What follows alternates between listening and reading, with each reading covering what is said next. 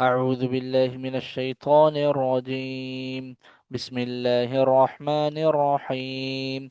وجاءت سيارة فأرسلوا واردهم فأدلى دلوه قال يا بشرى هذا غلام وأسروه بضاعة والله عليم بما يعملون. وشروه بثمن بخس دراهم معدودة وكانوا فيه من الزاهدين.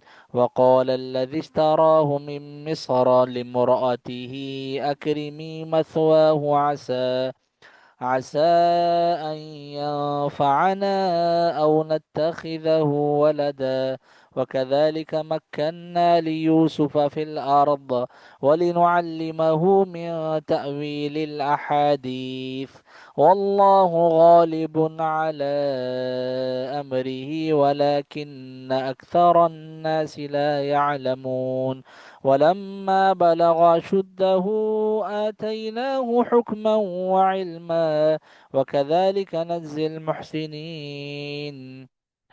وراودته التي هو في بيتها عن نفسه وغلقت الأبواب وقالت هيت لك قال معاذ الله إنه ربي أحسن مثواي إنه لا يفلح الظالمون. ولقد همت به وهم بها لولا أن رأى برهان ربه كذلك لنصرف عنه السوء والفحشاء إنه من عبادنا المخلصين.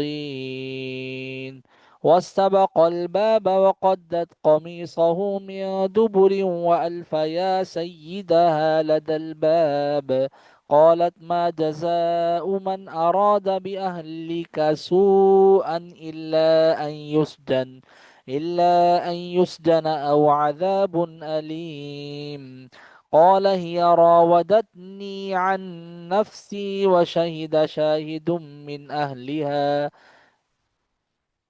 إن كان قميصه قد من قبل فصدقت وهو من الكاذبين.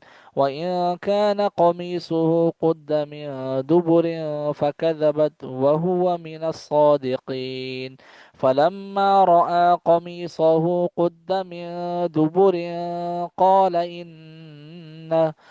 إنه من كيدكن إن كيدكن عظيم. يوسف أعرض عن هذا واستغفري لذنبك إنك كنت من الخاطئين. وقال نسوة في المدينة امرأة العزيز تراود فتاها عن نفسه قد شغفها حبا إنا لنراها في ضلال مبين. जी यحया।